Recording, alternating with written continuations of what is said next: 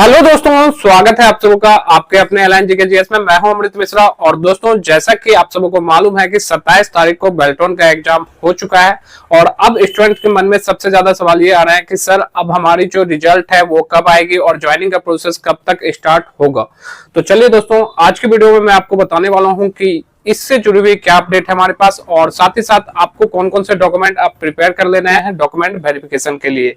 तो चलिए दोस्तों, टॉपिक को शुरू करते हैं। दोस्तों, जैसे ही बेल्टोन का एग्जाम कंप्लीट हुआ, बहुत सारे स्टूडेंट्स ने मुझे मैसेज किया है कि सर इसका जो ज्वाइनिंग है वो कब से स्टार्ट होने वाला है। तो इसका जो रिजल्ट है दोस्तों, अभी सिंपल सी बात है, क्योंकि अभी जनवरी 27 तारीख को ही इसका एग्जाम हो पाया है, तो इसका रिजल्ट आपको मार्च के लास्ट तक में क्लियर हो जाएगा और इसकी जो ज्वाइनिंग प्रोसेस है वो अप्रैल वगैरह से आपको देखने के लिए मिलेगी। यानी कि मार्च के लास्ट तक में इसकी ज्वाइनिंग होगी और अप्रैल लास्ट तक में इस आपका जो है सिंपल सी बात है ज्वाइनिंग प्रोसेस स्टार्ट होगा। दोस्तों साथ ही साथ अब हम चर्चा करते हैं कि हमें कौन कौन से डॉक्यूमेंट ऐसे हैं जिसे प्रिपेयर कर लेना है डॉक्यूमेंट वेरिफिकेशन के लिए। तो सबसे पहले आपको डॉक्यूमेंट वेरिफिकेशन के लिए जो चीज प्रिपेयर करना है वो है आपका 10th और 12th का मार्कशीट। दोस्तों, आपको 10th 12th का मार्कशीट और उसका जो ओरिजिनल 2-3 साल बाद जो आपका मूल प्रमाण पत्र आता है वो वाला सर्टिफिकेट आपको प्रिपेयर कर लेना है।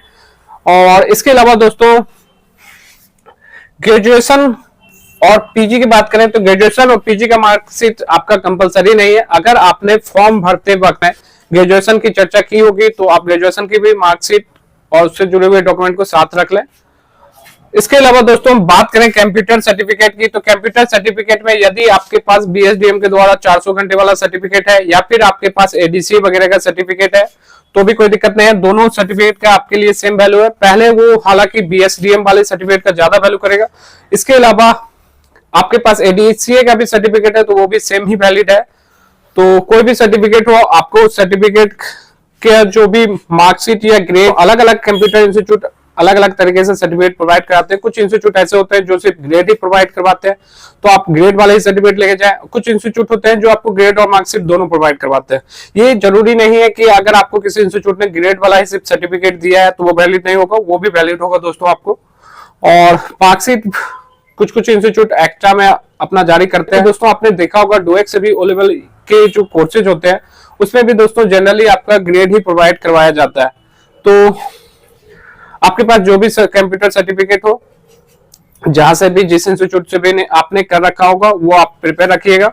इसके अलावा दोस्तों, अगर आपने टाइपिंग अप्लाई किया होगा तो टाइपिंग का भी सर्टिफिकेट आपके पास होना चाहिए। तो जो भी टाइपिंग आपने अप्लाई किया, हिंदी हो या इंग्लिश, वो दोनों सर्टिफिकेट आप प्रिपेयर करके रख लें।